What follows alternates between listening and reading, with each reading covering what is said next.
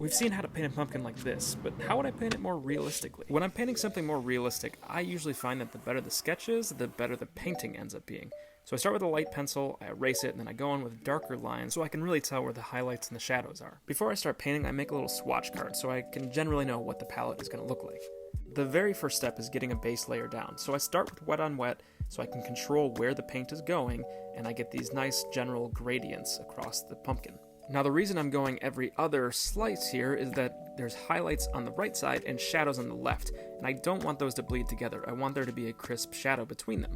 Also, when I do the wet on wet technique, I leave parts of the highlight area dry so that when I brush over it, I get those white areas where the paint doesn't bleed onto it. After it dries, that first layer is going to look a little bit unsaturated, so I go in with a second layer with more saturated colors, and I get a more vibrant tone with everything. I'll post a longer video on my channel, but comment your thoughts below and subscribe for more watercolor.